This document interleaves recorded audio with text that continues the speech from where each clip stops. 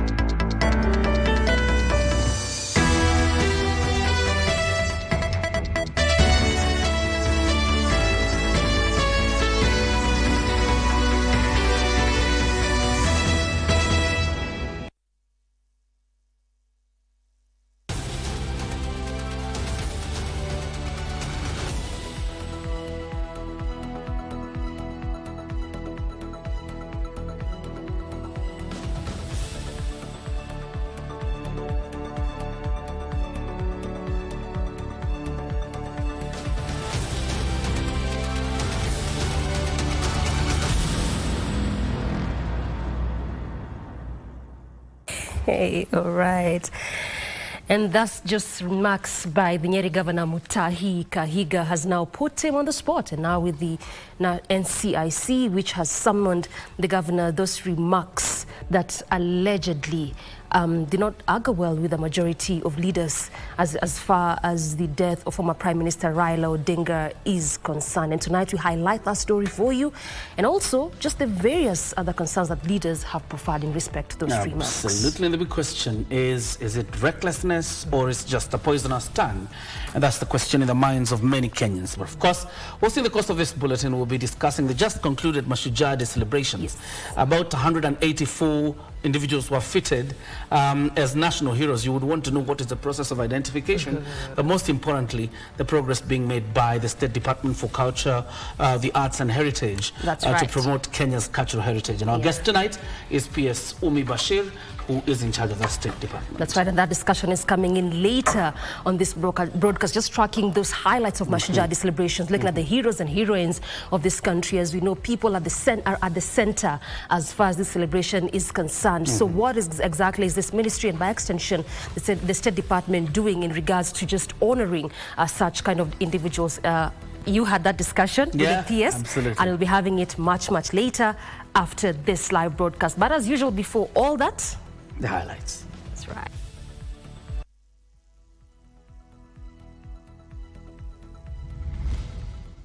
The Council has unanimously agreed to remove His Excellency Kahiga Mutahi from the leadership of the Council. Bowing to public fury, Governor Mutahi Kahiga apologizes over his remarks on Raila Odinga's death and steps down as COG Vice Chair.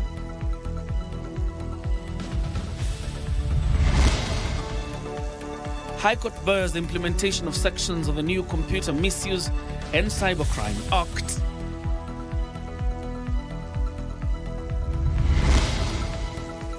Social Health Authority on the spot of a huge revenue loss and illegal payments to lawyers.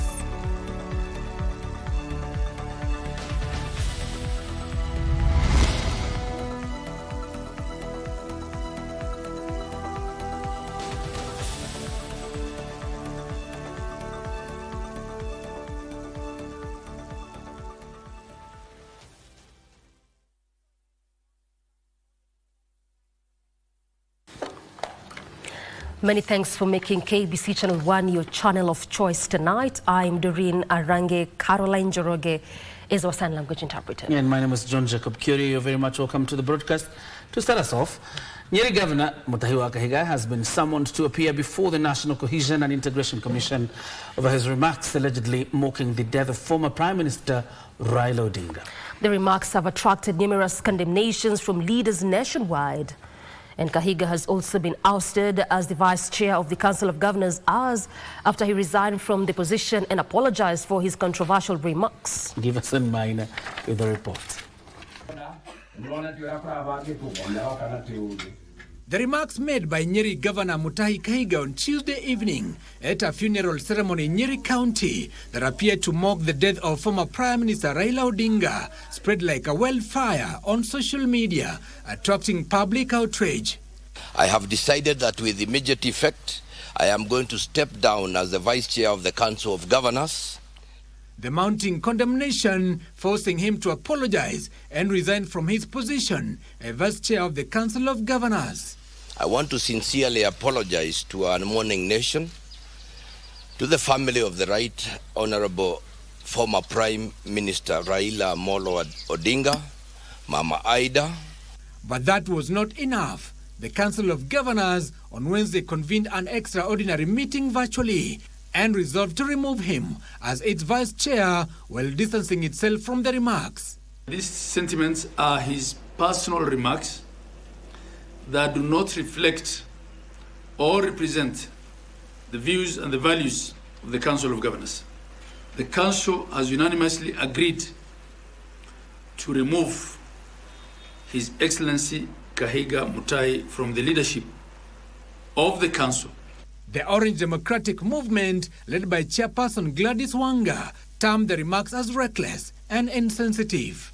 And the COG cannot have a loose mouth, reckless, primitive and irresponsible person holding such a position. He's a disgrace to the country and to the people of Nyeri County. The Council of Governors has acted promptly, but in my view, a mere resignation from the post of chairman, as vice chairman of the Council of Governors is insufficient to atone his sins. Let us measure what we say because it can cause unnecessary tension and unnecessary conflict in the country. We want a united country. The opposition led by Kalonzo Musyoka under the United Opposition of Kenya termed Kahiga's remarks as despicable, urging UDA party to swiftly take disciplinary action against their member. Former Nyeri Senator and current Agriculture Cabinet Secretary Mutahi Kagwe termed Kahiga's remarks as culturally offensive. It's indefensible how you can make remarks that within the community and within the realm of the human race, we just don't do. As human beings, we sympathize with those kind of situations. And therefore, all I can say is that we are mourning with the rest of Kenyans. Subsequently, Kahiga has been summoned by the National Cohesion and Integration Commission over the matter. Yeye alipata kiti ya governor wakati former governor wa huko alikufa. Kwa hivyo kwake ni sherehe mtu wote akikufa. Sisi tunasikia tukiwa na huzuni sana. Na tumesikia ame step down. Tunataka kusema hivi. Atokea a step down kwa hiyo tu vice chairman alikuwa nayo katika governors. Tunataka pia awache kiti yake ya governor. Give us Maana Prime Edition. And now the Deputy President, Professor Kioria, has called on Kenyans to remain united even when their political leaders appear to show division. In an apparent reference to remarks by the Nyeri governor on the death of former Prime Minister Raila Odinga, Kindiki also cautioned the politicians against making utterances that elicit tribal hatred. He was speaking in Kachaliba, West Pokot County at the launch of an electricity program. Kwa hivyo kusiwe na mtu wa kwenda kuleta matusi, kudharau ama kumkosea heshima mwenzetu ambaye ameenda mbele za haki na ambaye Mungu amemuita akapumzike. Hiyo ni jambo la kuleta fedheha na aibu kwa kiongozi wowote kuleta matamshi ya kudharau, kukejeli ama kusherekea ati kifo cha mwenzetu ambaye ni kiongozi ametumikia taifa letu kwa miaka mingi. Ama watu ya Kachaliba mnasemaje? Wote tuko nyumba moja. Wale walikuwa wakanu tuko nyumba moja. Wale wakuu wako na sisi. Ukiona hapa kwenye kapo ukiona na kozini hapa watu tuko nyumba moja. Sasa ni kung'ang'ania hapo hakuna pale pengine. Kuonyesha kura ya rais wetu kwa second term yake itakuwa 100%.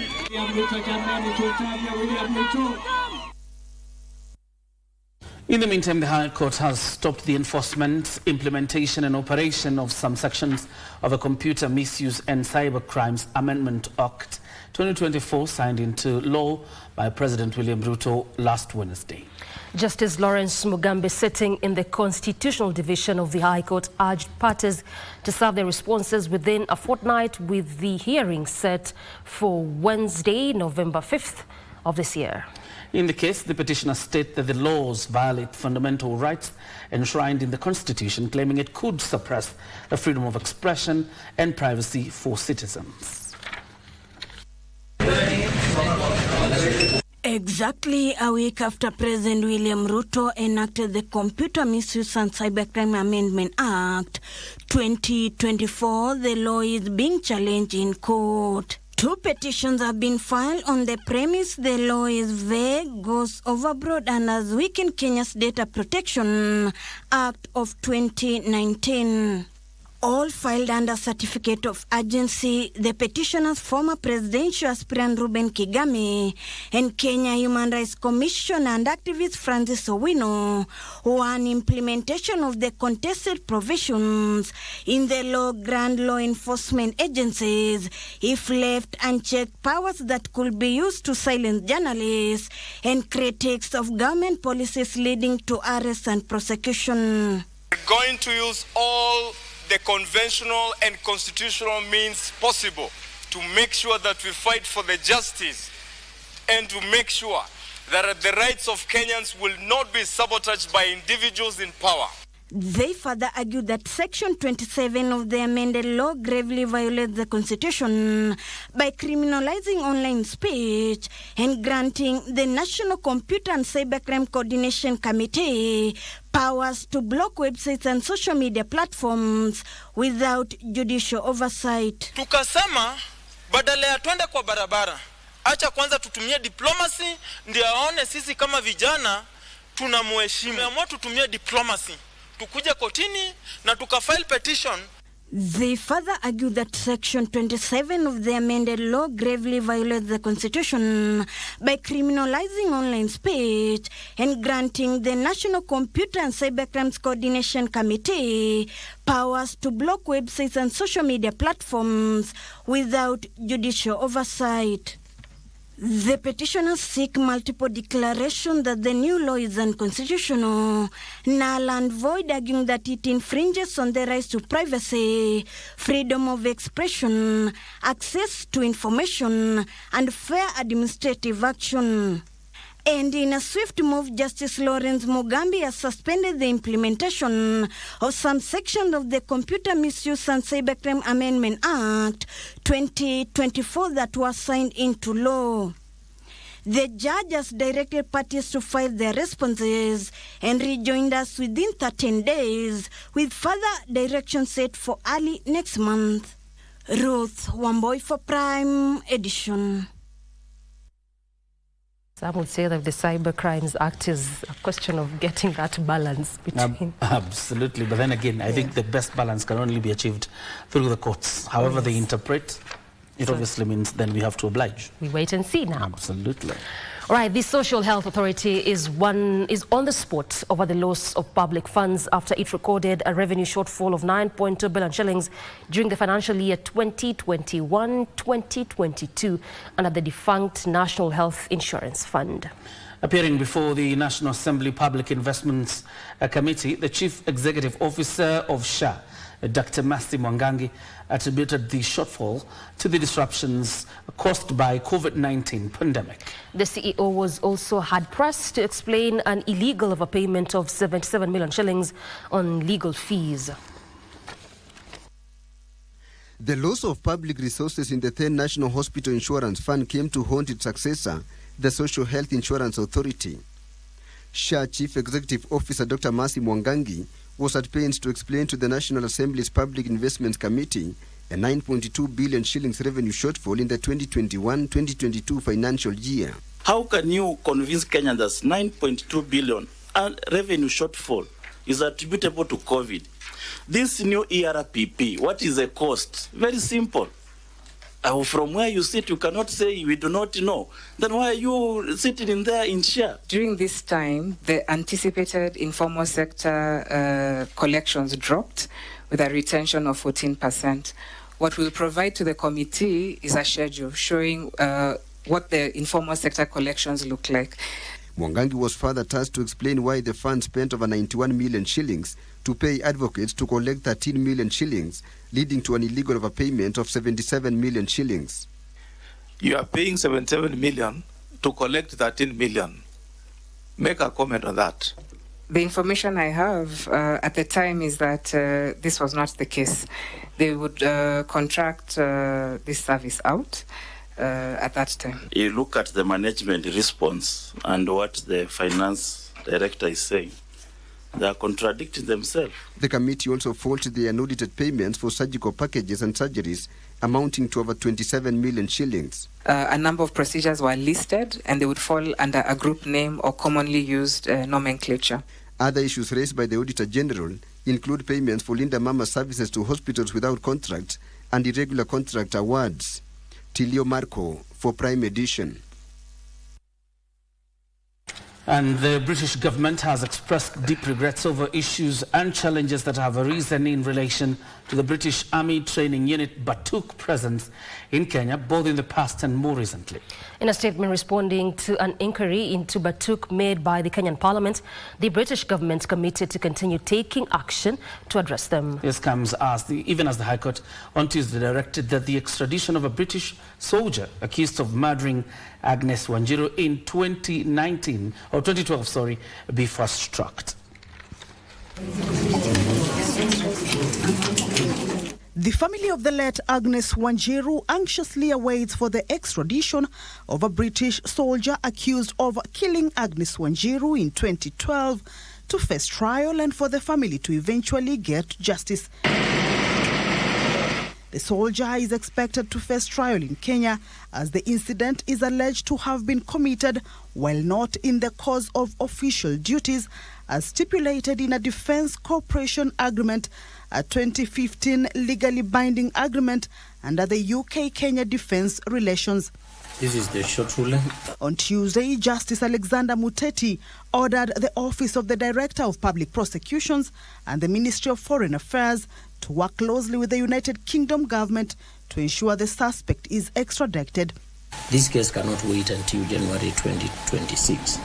It has been over 10 years since the incident occurred on 31st of March 2012. The victims are still anxiously waiting for justice to be done to their kin. Thus, all the state actors in Kenya, including the court, must dedicate efforts towards the expeditious disposal of this matter. It will be important, therefore, for the ODPP to update this court regularly of the steps being taken in order to obviate delay. Accordingly, this court directs that this case shall be mentioned at least once every month to monitor progress. In a statement responding to an inquiry into Batuk made by the Kenyan Parliament, the British government says it will continue to put in place considerable measures to prevent unacceptable behavior among its soldiers in Kenya. UK Ministry of Defence says it has adopted recommendations to implement further standalone training across the British Army, an assumption of the harshest penalties for offenders, mirror defence sexual exploitation and abuse policy in Army policy, and formalising the practice of appointing a nominated responsible individual during social events to monitor their colleagues. The body of Agnes Wanjiru was discovered in a septic tank near a hotel in Nanyuki, Laikipia County, 2 months after she went missing. The case has drawn widespread public attention and renewed calls for justice more than a decade after Wanjiru's death. The judge further cautioned all parties against discussing the matter in the media and ordered that materials shared with the victims remain confidential. Kamchebenza for Prime Edition. And now moving on, the Kenya Defence Forces has rolled out a new digital recruitment system in the ongoing nationwide recruitment, marking a major shift from the traditional manual process.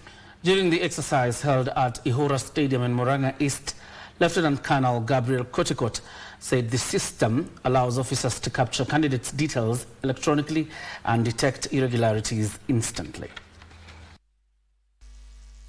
At Ihura Stadium in Murang'a County, hundreds of hopeful recruits turned up early Wednesday morning, eager to try their luck in joining the Kenya Defence Forces.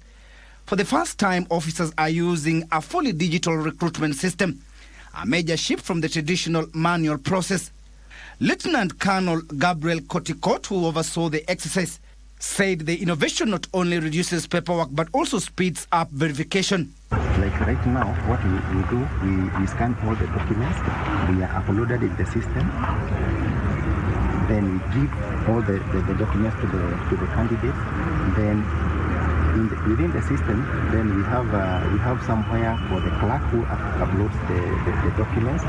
Then after that, the doctor has his section where he gives the candidate's medical examination results. And then we have the documentation. The recruiting officer is the documentation officer, confirms that the documents are in order.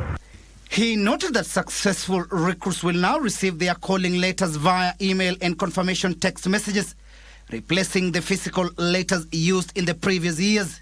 The system now selects the successful candidates, and then after that, the candidates are able to get the calling letters online through the email that they gave us. So we are not issuing physical calling letters. It is system generated. Kotikot added that the recruitment has been smooth across Murang'a County and reaffirmed that the process remains strictly merited based to ensure only the most qualified candidates are selected. All this is just to eliminate any human manipulation, so the system does everything for us. Elsewhere, hundreds of hopeful youths in Maralal sub-county turned up for the ongoing Kenya Defence Forces recruitment. KDF officials emphasized fairness and transparency in the selection process at Kenyatta Stadium. The Kenya Defence Forces is committed to conduct a free and fair recruitment drive, free of bribery. And if for any reason, even here as we continue with this exercise, any of the youth or a parent or a citizen for that matter, and feel that there is a misconduct issue, we are embedded with us. Lieutenant Colonel Njoroge Nganga confirmed that 284 youth took part, with those failing to meet the set requirements being turned away. Officers from the Ethics and Anti-Corruption Commission and Directorate of Criminal Investigations were also present to ensure integrity throughout the recruitment.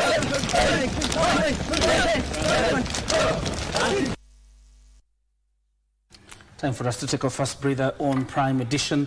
But of course, when we come back with more news lined up for you, including that conversation with the Principal Secretary for the State Department for Culture, the Arts and Heritage. All right, the discussion which will be centering on Kenya's culture pulse. Of course, that and more in business and sports, so stay with us.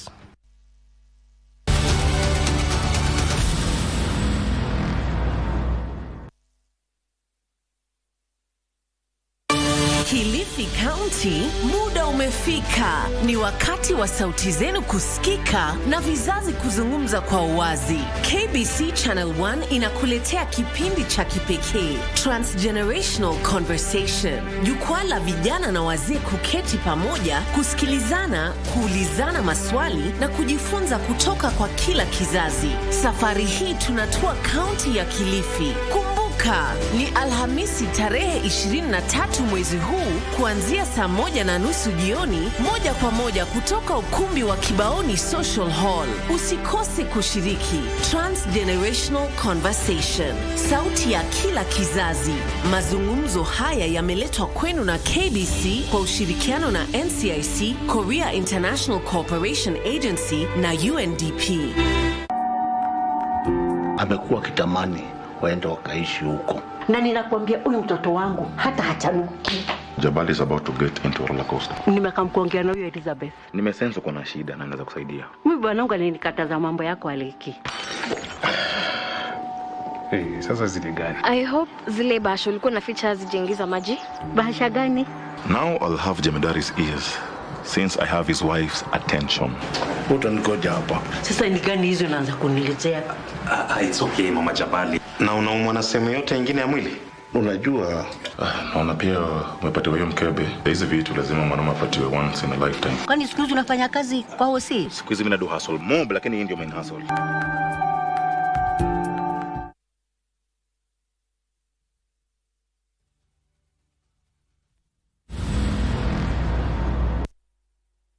Welcome back. And now the government is stepping up efforts to prevent climate-related diseases through new strategies on climate change and air pollution. Health Cabinet Secretary Aden Duale says the Kenya Climate Change and Health Strategy, that is 2024 to 2029, and the Household Air Pollution Prevention Strategy aim to improve preparedness, reduce emissions, and build community resilience. He was speaking at the opening of the Pan-African Conference on Environment, Climate Change and Health in Nairobi. More than 500 delegates from across Africa attended the 4-day conference, which ended with the adoption of a Nairobi Living Declaration, reaffirming Africa's commitment to a coordinated ultimate health agenda.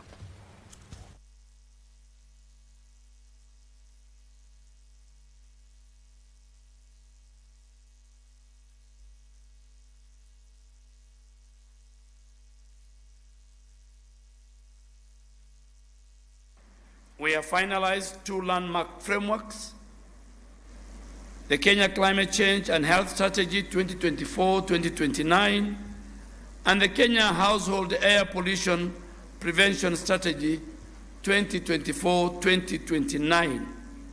Both of these strategies are designed to strengthen the climate-resilient health system, to reduce emission and protect our most vulnerable communities. We are witnessing growing health burdens.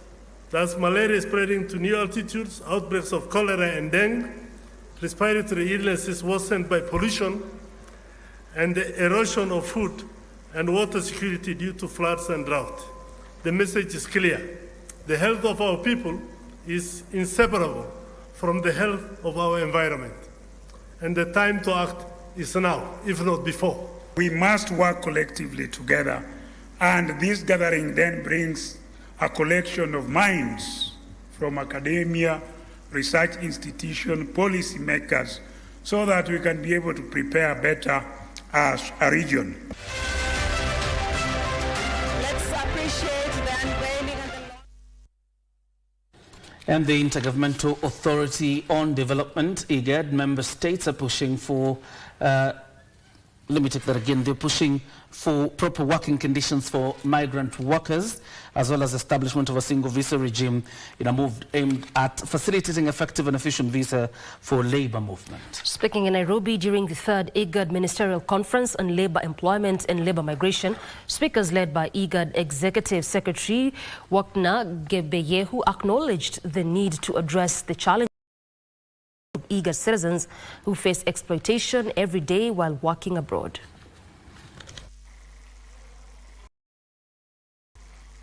We are proposing also to our ministers a single visa regime. That is not new for the world. That is will not affect any of security and sovereignty of the member states, but to facilitate effective and efficient visas for the labor movement. What we have noticed is that many people in the world, in the developed world, for example, don't really care for migration, where people go and migrate and live in their countries per se. That is why in Kenya we've changed the name from labor migration to labor mobility. We are going to fill a gap for a short time of period and then coming back.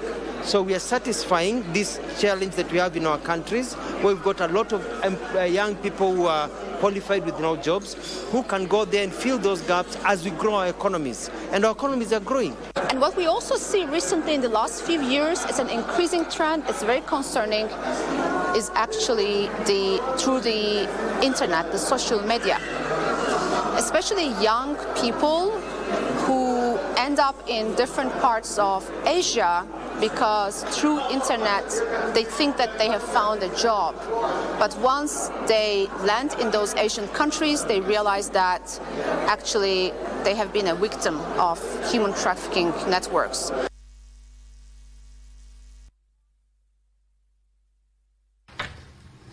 And a delegation drawn from across the country continue to stream, and that is delegations continue to stream from the departed, or rather continue to stream into the home of a departed former Premier Raila Odinga 3 days after he was buried. On Wednesday, a delegation from central Kenya, Bungoma and Migori counties visited the home of the former Premier Raila Odinga to condole with widow Mama Ida Odinga and the family. They also called on Kenyans to embrace peace and tolerance, as Achola Simon now reports. 3 days after former Prime Minister Raila Odinga was buried next to his father's grave at Kango Kajaramogi in Bondo, Siaya County, delegations of friends, family, political and community leaders continue to stream into his home to condole with the family.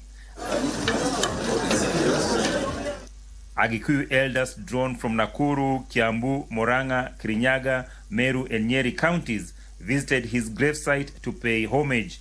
The leaders urged the region to maintain the friendship fostered by the departed former premier with the central Kenya community. Raila Odinga was at the forefront, ensuring that this country picks up and everybody is onboarded in terms of development, in terms of education, in terms of health, and in terms of social growth.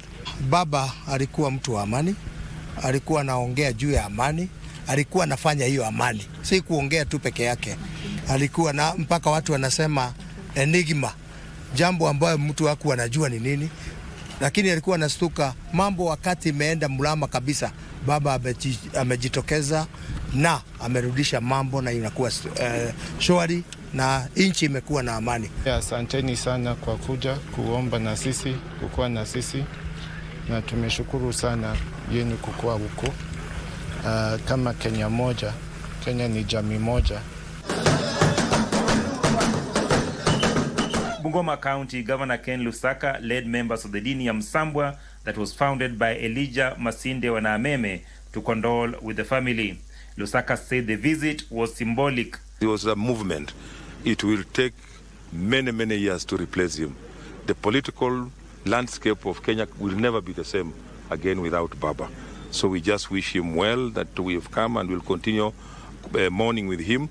Other delegations came from Migori and Siaya counties.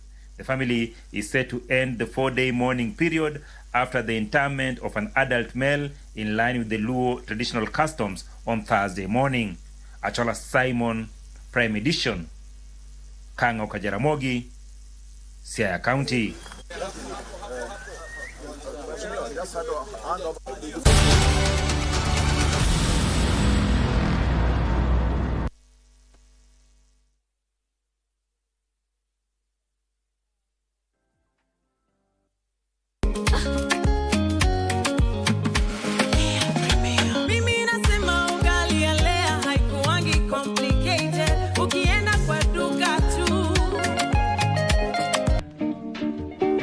Hapa unakuwa humiliated mbele ya watu, lakini unapata uwezi shtaki, sababu ukishtaki utafungiwa barabara yako.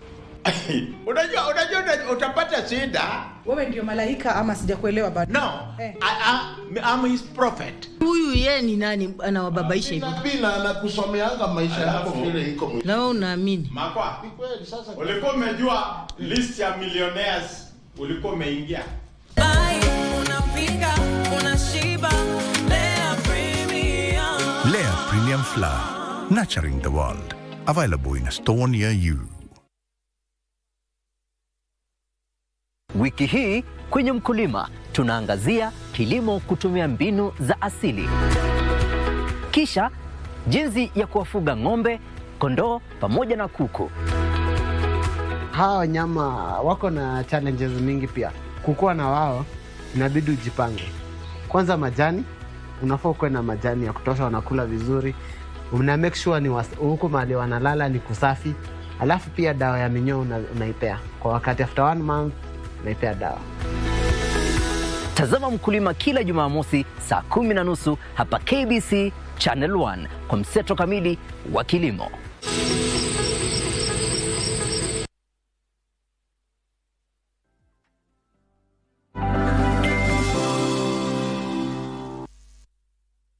Thank you for staying with Prime Edition. We now take a look at the day's business news. My name is Wairi Mujenga. Now, developers offering artificial intelligence training have been challenged to develop more tools that will enable citizens to upskill themselves in AI fluency. Kenya's Special Envoy for Technology, Ambassador Philip Figo, says there is still no capacity available to upskill everyone on AI, necessitating the need for individuals to be empowered to teach themselves AI concepts. Figures from the Ministry of ICT and the Digital Economy show that Kenyan awareness for artificial intelligence and its functions stand below 40%, indicating low adoption and understanding of AI and its concepts across the board, despite Kenya being a pioneer in AI adoption.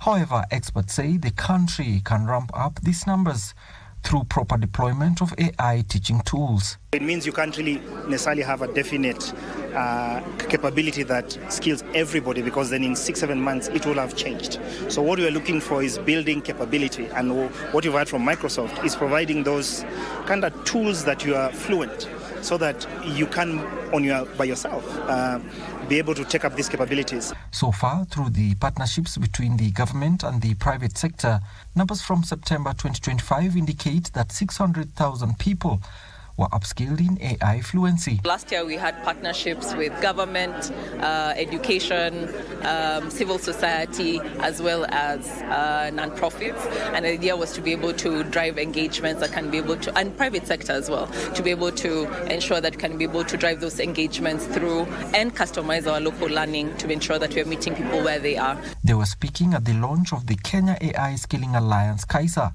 a special purpose platform meant to harmonize AI use in Kenya. The Alliance really is coming to fill that gap, where we're saying that we need to be skilling for jobs. And skilling for jobs means that everyone has to be involved. You have to look at how education system is responding to the needs of the industry, how industry is involving education system in preparation for the workforce. And we're talking about future-ready workforce. The government is currently implementing various programs using the National AI Strategy that was launched earlier in 2025. Alan Auko, Prime Edition. The private sector is asking the government to extend incentives to local investors willing to invest in public land leasing program.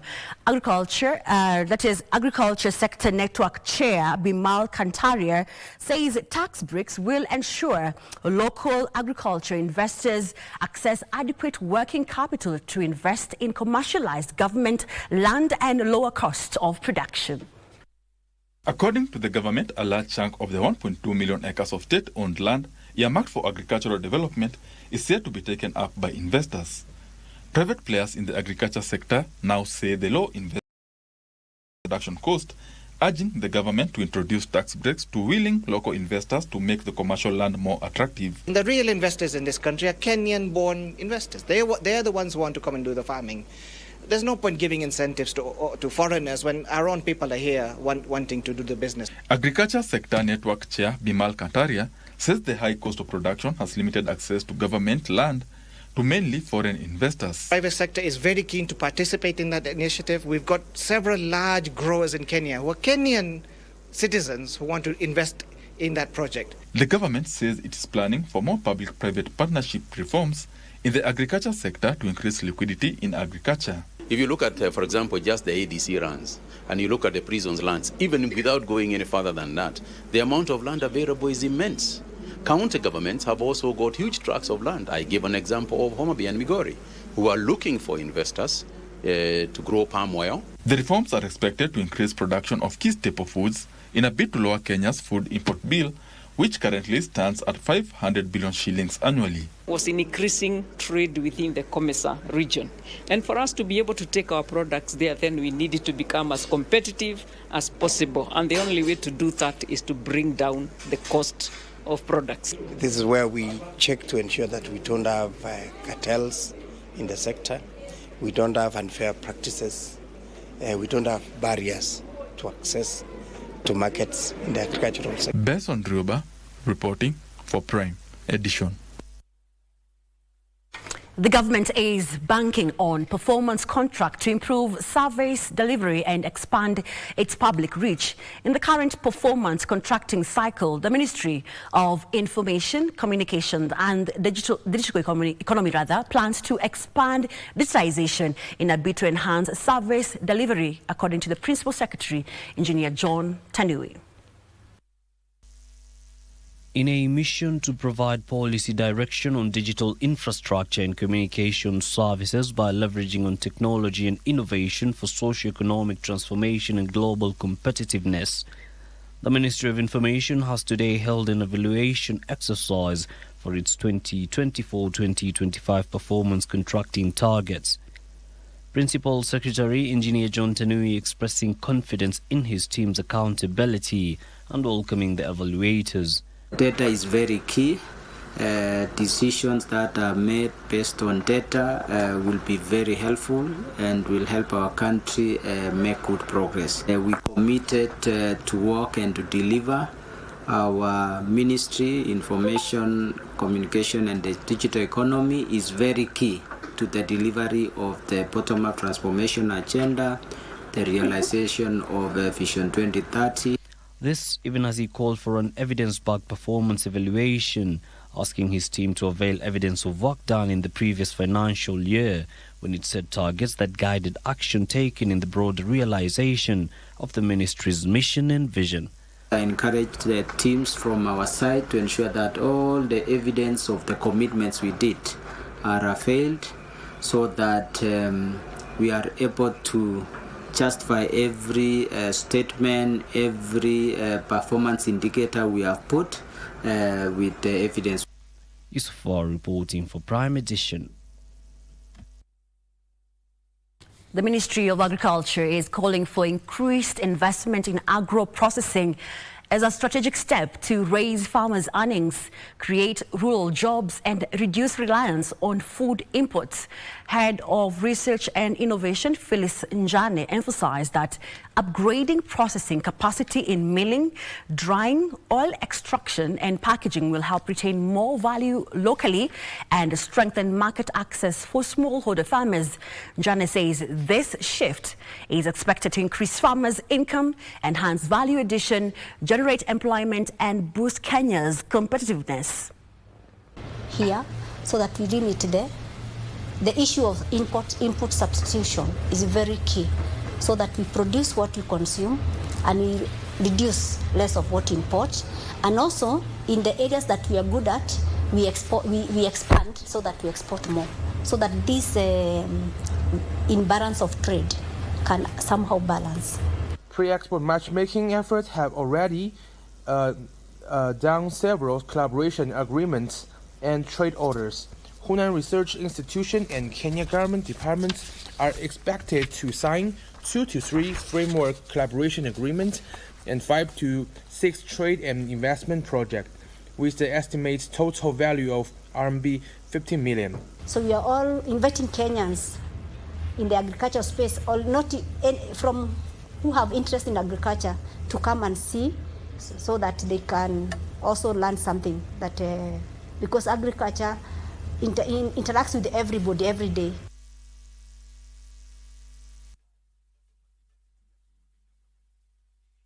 We put a couple in tonight's business news. I leave you in the capable hands of Daniel Wahome, who will be telling you what has been happening in the sporting world.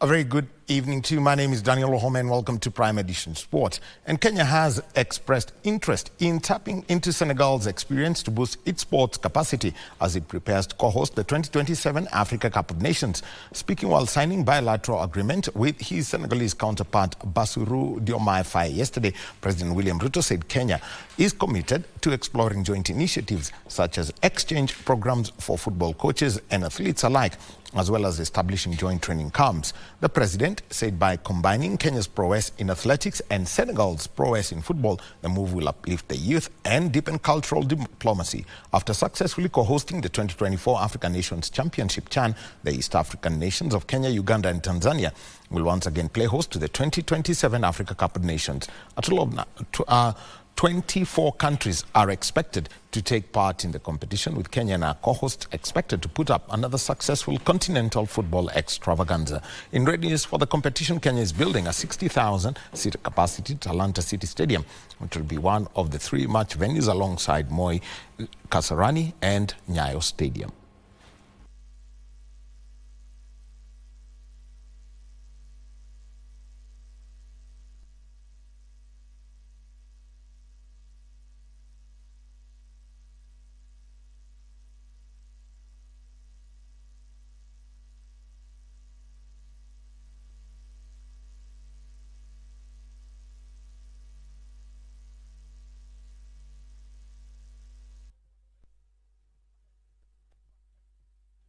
And Amina Martha qualified for the women's bantamweight finals after defeating Ethiopia's Asefa Abate on points during their semi-final bout at the ongoing Africa Zone 3 Boxing Championships at the Kasarani Gymnasium in Nairobi. So did African champion Boniface Mugunde in the lightweight category. Amina, who is an African bronze winner, controlled the bout from the first bell and dominated her opponent, who towards the end of the third round received an 8 count from the referee.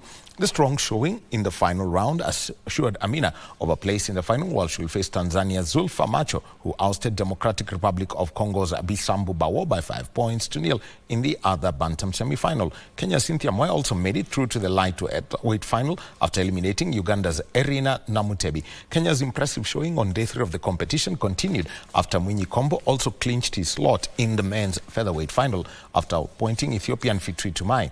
African champion Boniface Mugunde once again asserted his position in the lightweight division after stopping Ugandan opponent Kanabi Alex through a technical knockout in the first round to progress to the finals against Alvin Oduor. After 3 days of the championship, Kenya has 13 boxers qualified for the final, while DR Congo leads the race with 15 through to the final.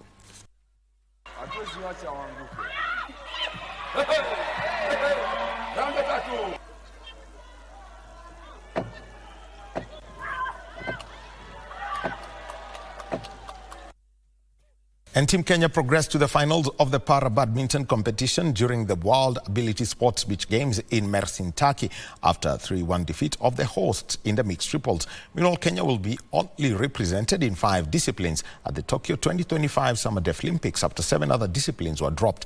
The 2025 Summer Deaflympics will be held from the 15th to the 26th of November. Kenya was set to compete in 12 disciplines at the Tokyo 2025 Summer Deaflympics, but the number has been reduced to 5. Athletics, swimming, women's basketball, men's handball and golf, women's volleyball, women's football, cycling, tennis, table tennis, badminton and bowling have all been dropped due to budget constraints. The players in the teams which have been dropped will, however, be compensated as the country heads to Tokyo with a contingent of 177 athletes. We had to develop a criteria to use to reduce the numbers, and it was not an easy job. It's one of the worst jobs when you're having to disappoint so many athletes who have trained for so long trying to prepare for a top championship. But now, because of inadequate resources, we had to do what had to be done, and that was to reduce the team. At the same time, Kenya is banking on players' experience to deliver a strong performance in the men's handball at the November Games. Kenya will be making its second appearance in the quadrennial multisport event after their debut in 2022 in Caxias do Sul, Brazil. Kenya has been pulled in Group B with Croatia, Serbia and France, while Group A consists of Japan, Germany, Turkey and Brazil. Kenya's 18-man squad has been beefing up their training at the Nyayo National Stadium in Nairobi under the guidance of Jack Herbert. We started this preparation a long time ago. Now it's just to polish the team, maybe to reach the standard of the Olympics, because we have now to change the way we train. We want to make it more intensive to match the other teams, the other top teams at the Olympic level. Finally, Kenya stormed into the finals of the Air Para Badminton after defeating host Turkey A 3-1 in the ongoing World Ability Beach Games. 12 Air Para Badminton athletes and 7 Para Power lifters are representing Kenya in the World Beach Games in Mersin, Turkey. And a total of 43 goals were scored, 5 red cards handed out and 6 penalties awarded, of which 5 were converted on the first day of match day 3 of this season's UEFA Champions League. It was a relentless evening of support here. Actually, Real Madrid versus Juventus is my pick for the 10 p.m. matches. Moving on is that the world governing body of Association Football FIFA has confirmed that the 2025 United Women's Series will now take place in Morocco, with the opening matches for the tournament scheduled to kick off on Sunday, the 26th of October. The 2025 FIFA Unite Women's Series will see Afghan Women United team play their first match on the international stage, with Chad and Libya also set to collect their first Women's World Rankings after the round-robin tournament. The historic 4-team women's football event, which will also involve the United Arab Emirates team, reinforces FIFA's efforts to promote and protect the rights of all women and girls to play the sport, pursue their football dreams and thrive through the game. Oh, what a fabulous save! Schwang delivers over the top, little touch there, they need to clear it, it hasn't been cleared very well. And Song Duan, there's this drive coming in, another fabulous save from Hannah Mitchell, comes to the rescue.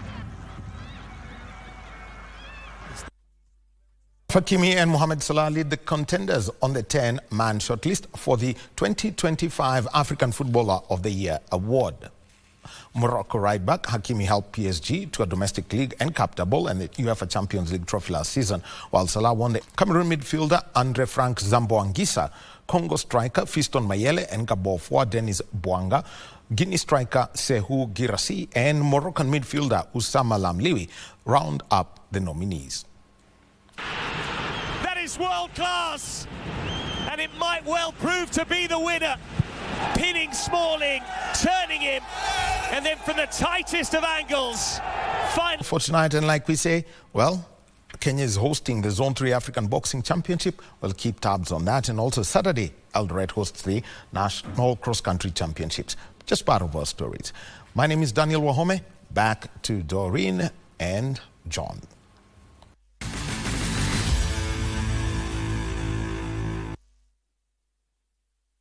Tushinde.com. Cheza safe, cheza smart. Gambling is addictive, not for persons under the age of 18 years. Dosi amelala, sukuma moja. Wewe pia ndio muoga. Ndio maana Mazda Demi ilikupita. Demi haiko nipita bwana. Mimi najaza entry ticket zangu. Wewe hata unajua namba ya kusenda. Sini star 419 has. Option 3. Ni Probox. Bwana finya hiyo kitu. Mfinye. Finya hiyo kitu. Nifinye. Finya hiyo kitu. Nifinye. Finya bwana.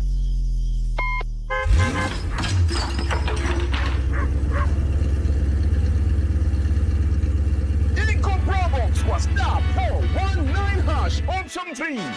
Fresh design na ni light commercial vehicle. Cargo space ni kubwa na kama haitoshi iko foldable backseat for more space. Kamera ni mbili mbele na kamera ni mbili nyuma. Injini yako ni 1500cc. Nguvu na picking guaranteed. Hii itakusabu. Whether ni familia, biashara, camping, ita come through. Fungua gate. Fungua gate. Fungua gate. Fungua gate. Wewe, saa hii saa ngapi unafungua hiyo gate? Ni watchman alikuwa anatoka na gari yake. Watchman? Ametoa gari wapi? Ya wasi amesinda kwa star 419 hash. Iko Probox kwa star 419 hash option 3. Cheza safe, cheza smart. Gambling is addictive, not for persons under the age of 18 years.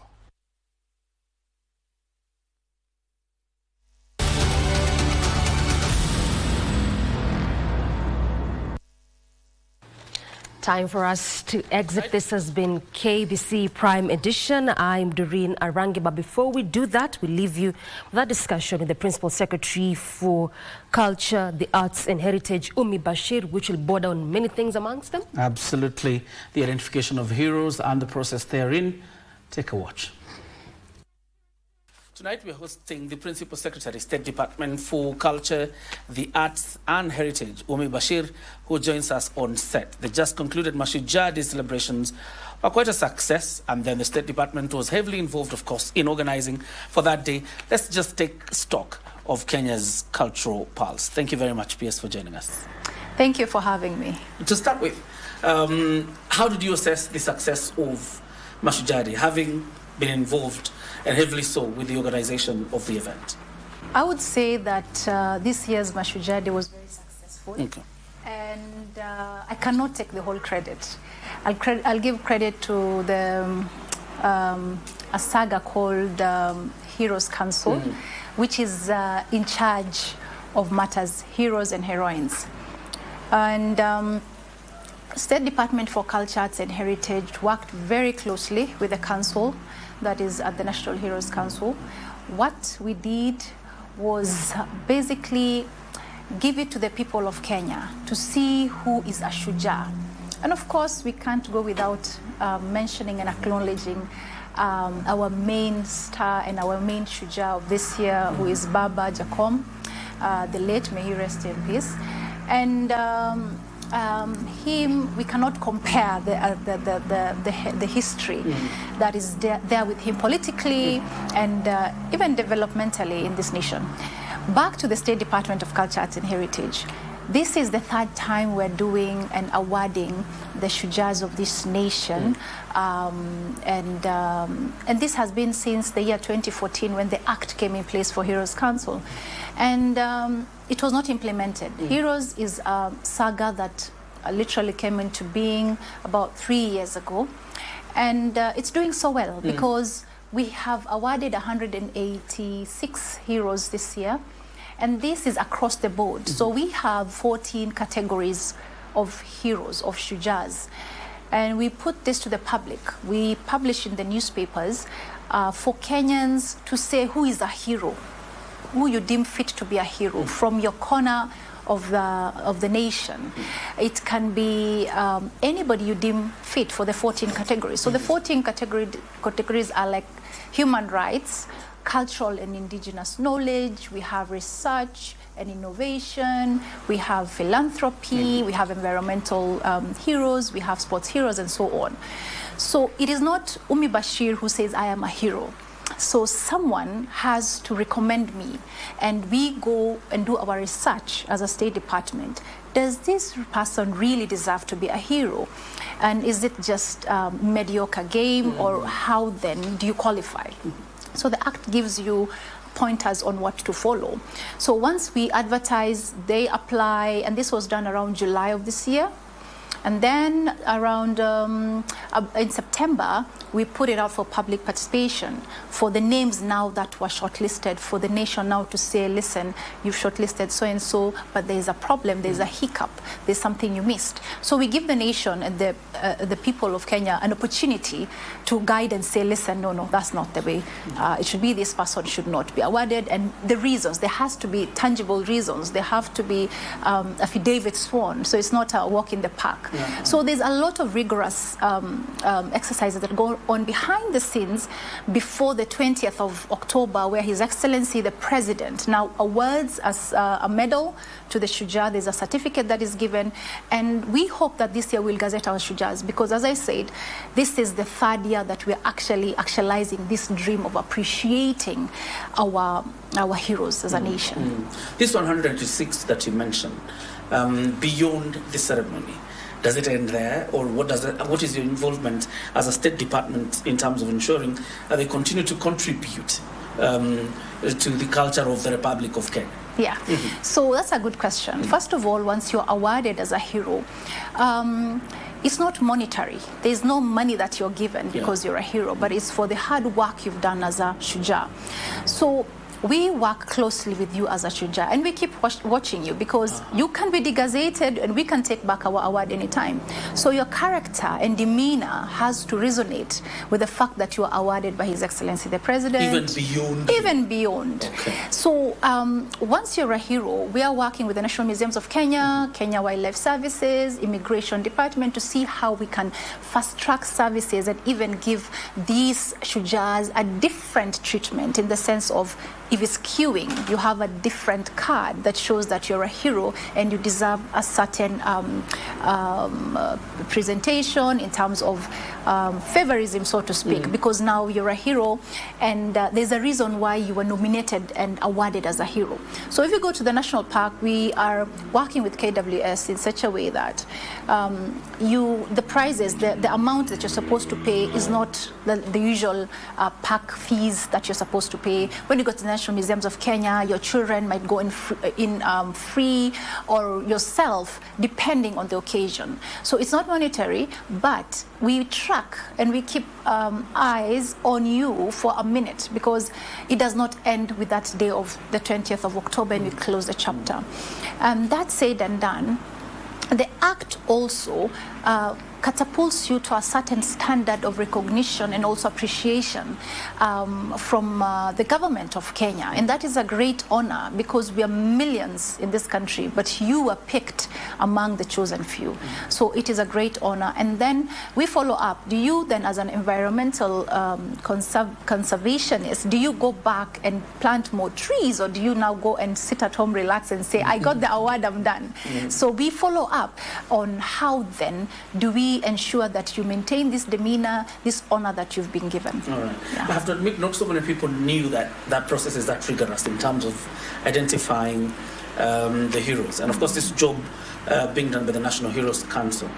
But tell us, are there any plans by the State Department, and of course in conjunction with the National Heroes Council that is under you, in terms of expanding this process to make it more inclusive, or give it more publicity? First of all, as Kenyans, we need to be in touch with the newspapers and get communications in order, because we communicate. We put it in the newspapers and it's on our website as the National Heroes Council.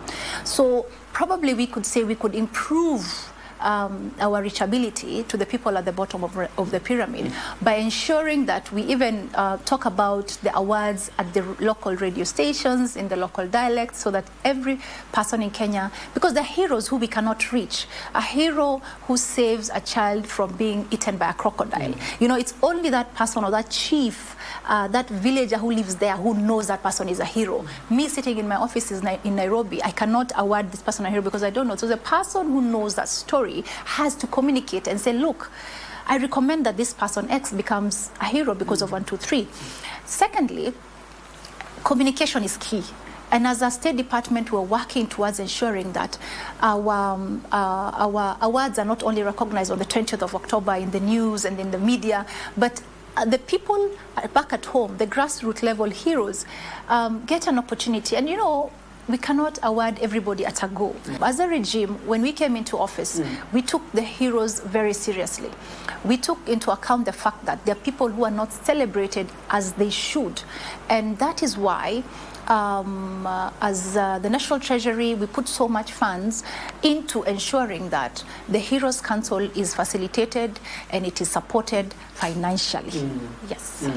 Idokwa Stadium will remain, I think, etched in the minds of the people of Kitui, for example, being a major infrastructural project, but also as a representation of their culture. I'm talking about now cultural infrastructure. What is the State Department doing to ensure that there is cultural infrastructure within the 47 county governments? Because per se, you would say they are custodians of Kenya's culture in a sense. Since 2023, we've been rotating where the national holidays actually happen. For instance, we've been to we've been to Kwale last year. The year before it was Kericho. And we have also been to Embu and so on. We're trying to get to the people themselves. We don't want to centralize celebrating our cultures and our heritage by doing so from Nairobi and from Nyayo Stadium or Kasarani. So His Excellency the President deemed fit that we should go to the people. Not everybody can come to Nairobi to celebrate, from Turkana to Lamu to Nyanza. So taking this around makes it easier for us to resonate with the people, and also the culture, the assets, the heritage that we have in each and every of the 47 counties comes to life. It comes to be seen across the nation and even globally.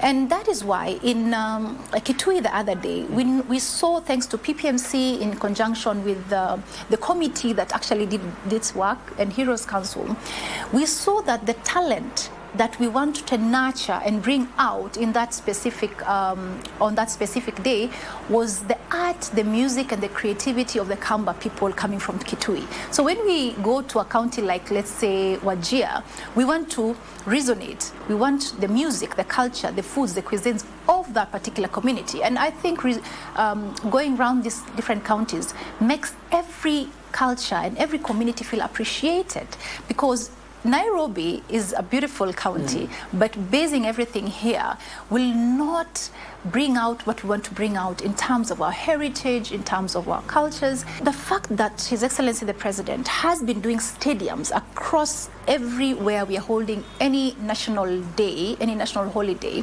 So if, for instance, it's Mandera, we will fix that stadium, and that is good, because that is how we trickle down investment, infrastructure, development to the counties. And there's no better day to celebrate this than days that are of importance to the nation of Kenya. For instance, Jamhuri Day, we have Mashujaa Day, and so on. The 186 heroes, there was quite a blend. But what caught my eye was the number of artists, particularly musicians, who were being featured in these last celebrations. Juakali was among them. He's a contemporary musician. So in terms of this owner by the State Department, how are you supporting these contemporaries? And I'm talking about musicians, to further the agenda of the Kenyan culture, even when obviously it looks like it is evolving, that they evolve also in the culture. Yeah. I come from a generation that really appreciates the likes of Juakali, Bitza Clemo, Gengeton, and so on. So for me, and my age group, I find him to be a hero in terms of arts. And that is how he came in, as an arts hero, because of creativity and music. So if we do not appreciate this originals in terms of music as a Kenyan nation, it becomes disheartening, because right now we have the young generations with Angukanayo and so on. It will come a time where we will celebrate them and also reward them. But as it is, we don't want to leave behind anybody. And as the State Department for Culture, Arts and Heritage, we are trying to come up with a Kenyan musicians museum where we will appreciate the likes of Clemo, the likes of Juakali, Red Sun, and so on. And the first step we could take was award them as heroes. The second one will definitely be have a museum, a state-of-the-art museum, whereby we showcase, Isa, the late Isa, Nameless, and the like, because we want our generations, our kids to appreciate the creativity that was there before the current generation that is there. So for me, I would say that working closely with talent giants of music should not go unnoticed, because there is no one who can work as an island. You can't be an island as an artist, especially. So as a State Department, we capacity build. We use the Kenya Cultural Center to ensure that these artists come and showcase their talents. So if encouraging them and putting them up as a hero, and then giving them roles to play in terms of making money, because it does not stop with just being an artist. Art is not about fun and games. It's about also making money. It's not about a dope thing to do. It's also a means of putting food on the table for your family. In terms of promoting local talent and to prepare it for the global audience, are we at our optimum, particularly when we talk about the Kenya Cultural Center?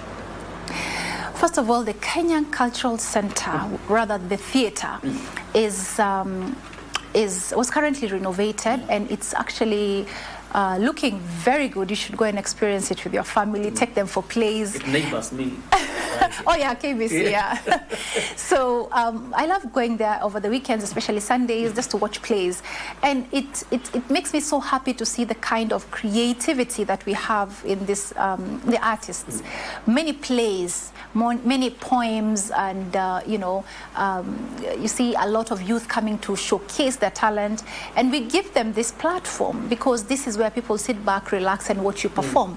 And you find that they perform different types of plays. Just the other day at the Kenya Cultural Center, we had the play for Koitalel Arab Samoei, one of our Shujaz. And this year we're celebrating the 120th year since his murder. Note I said murder, not his death, murder. So we tend to celebrate these heroes, and you find that it is this generation of artists and creatives who come up with plays that, and then they perform, make money, put money in their pockets. And at the end of the day, Kenya Cultural Center is a stage that even internationally, we have the Kenya International Theatre Festival coming up next month. And this is a forum whereby we have over 20 nations coming to showcase their different art at this theatre. Remember, the theatre, we have the local artists who come to mingle, network with these foreign artists. And Kenya then is put in a platform of making cultural diplomacy and so on, the soft power part of diplomacy and the soft power part of international relations, as a very important tool. Because when you look at sports, we have the sports heroes. When you look at arts and culture, we have the cultural diplomacy and cultural heroes. So the KCC is a very important institution, and I would like to encourage all our youths to make use of it, because it's there for our youths to make use of it. The Kenya National Archives records actually has our historical memory as a country. Working with your colleagues in government, how are you working to ensure accessibility to the facility, particularly for the youth? Because over the years, you've had complaints that our youth appear to be detached from the Kenyan history. It's true. What are we doing to ensure accessibility to this facility? The archives came into place from an act of 1965, whereby its work is to document, preserve all our heritage under one roof. Now, fast track this to 2025. We are in a time where we have social media, we have modernization and digitization. So the youth usually look at archives as a meeting point, or if you get lost in Nairobi town, which I would use it as a place to say, listen, let's meet at the archives. That's the only place I would not, get lost at. And I want youth to go in. When you go in, it's more of, a cake building. But given that we have documentation and digitization of our heritage going on, which is being done by the Kenya National Archives, we are trying to have a situation where 50 years from now, our youth don't have to look at archives as a house for the old, as a boring old house, but a house that you can go and stay in touch and keep in touch with your history, your ancestors, and your Kenyan stories, Mau Mau stories, for instance. It's a beautiful house inside, but it comes a time where you have to admit that, listen, there's too much noise going on, because archives is also a place where researchers come to do their work. PhD students come to do their work, and there's matatu noise, there's no parking, there's also a lot of things that go on downtown, which I don't want to talk about. But for that safety and security of a researcher, of a tourist, we're thinking, why don't we then look at a place that is conducive in terms of a place that has ample space for garden and ambience that can give a tourist, listen, I want to go back to Kenya again, and specifically to the archives. Another thing is digitization and documentation. So we have all the photos, the videotapes, if you remember the VHS tapes, we have all that. But with time, we moved from that to the tapes, the radio tapes that we used to use pens to, rewind and so on. Yeah. So for me to sit in my office and click on the website of Kenya National Archives and see exactly which document I want from a Mau Mau era, or a letter that was written to a certain chief back then, we have a website right now, and it was not there. It's up and running. This is part and parcel of the documentation I'm talking about. Apart from that, an accessibility in terms of a click of a button away. You have your phone. A phone has an application. We're working towards having an application that takes you straight to the archives. When you look at things like the first flag, the cow flag, if you know, maybe you don't know, I'll just tell you. The first flag that we have as a nation was a party flag for cow. That flag is the one that initially was being used as a party's flag, but then right now we use it as our nation flag. So that first flag is at the archives. And I'm sure this heritage and this story is not known by a lot of our youth. Absolutely. So I would encourage them to go there, see this cow flag, TikTok it, snap it, let the world know that, listen, I'm in touch with my creativity or with my heritage. So content creation should not be a boring thing of just sitting in a room and just taking, content as you speak to us. Make it exciting. Let me walk with you. Go to Lamu. Show me the Lamu Museum. Show me Fort Jesus. Show me the Turkana boy. The oldest human fossil is at the National Museums of Kenya. And this fossil was found in the year 1984 in Turkana. And it was 1.6 years old then. So do your math. Right now it's 2-point-something million years. That is why we say Kenya is the home of human origin. Imagine doing your content creation by coming to the National Museums of Kenya, shooting this, you would get a lot of followers. And it is allowed? It is allowed, yes, it is. Quite interesting. Yes. And I think they can take up on that promise. Yeah, they can. Why not? Let's go back to the Mashujaa celebrations. And I want us to talk about cultural diplomacy. We had guests, for example, like the Senegalese president, Bassirou Diomaye Faye. We had also the Prime Minister of Mozambique. Do you think we put up a good show that we can use for cultural diplomacy? And while at Tate, what efforts are we inputting towards that aspect of cultural diplomacy? Oh yeah, that's a good one. His Excellency the President is a Pan-Africanist.